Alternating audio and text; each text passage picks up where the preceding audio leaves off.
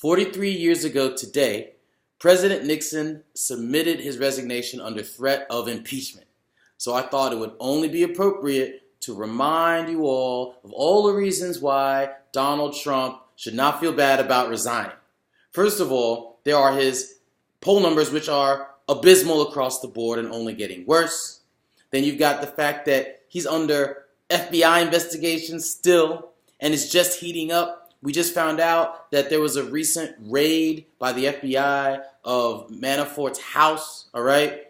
And they did that because even though he was cooperating, they thought that he might either hold some stuff back or destroy evidence, okay? You don't do that when you think people are innocent. Plus, they had to go to a judge and get a warrant, which meant they showed probable cause. And this wasn't any old FBI, we're going to knock on your door and announce each other warrant. This was a we're allowed to bust up in your house unannounced warrant. It was a bust up in your house warrant. All right? So I think that there's something going down with Manafort.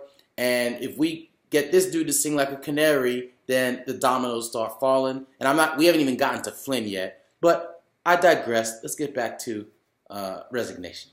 All right?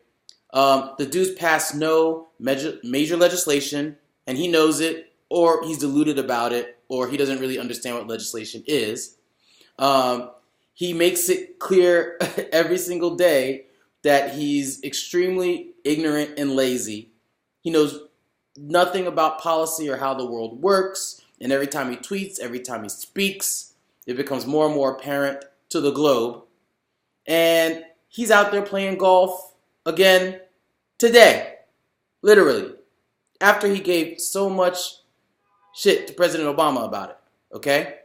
And everybody is talking about it, and it's chipping away at his base, and his credibility is in the pooper, all right?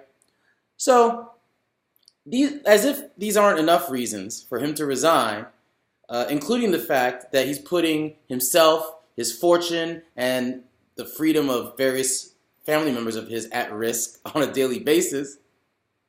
But now we've got this thing with North Korea, where we've got these two brats, talking yin-yang to each other all day, all right? Look, you might think that this might be another reason for him to resign. Oh, no.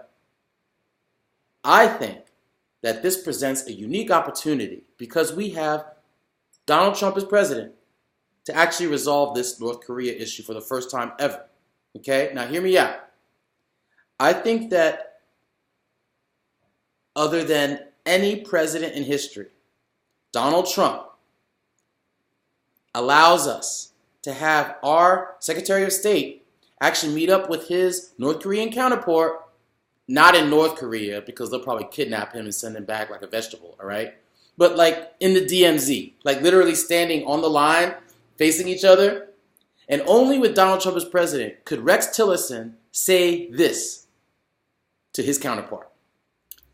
So the way that President Trump sees this is very simple. That we can send a nuclear bomb to annihilate you whenever we want, which he's happy to do. And you might see it coming. And then you'll send a few missiles over to Japan, South Korea, Guam.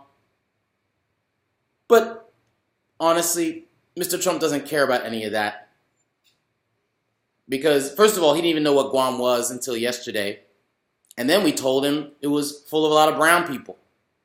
So now all he cares about is getting the B-2 bombers out of there because we need those.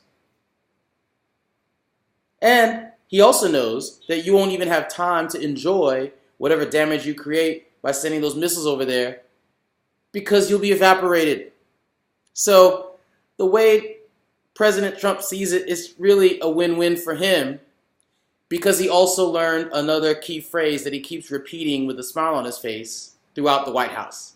Collateral damage. He loves this phrase, and he's absorbed it to mean, as long as I'm here, I don't really need to care about what's going on over there. And as long as I can be the one to show the world that I have the biggest by evaporating North Korea, by sending a couple of nukes, collateral damage is cool with me. Because our president is a heartless bastard. Now, isn't it sad that we have a president that this might actually work because it's actually believable? Think about it. Just my opinion. So this is a very serious situation, obviously, and I'm really not making light of it. I'm just giving an alternate perspective that because he's such a cruel human being, that negotiations might be able to take a unique turn that we've never seen before. I have no idea. Maybe I'm just being optimistic, pessimistic, just perspective.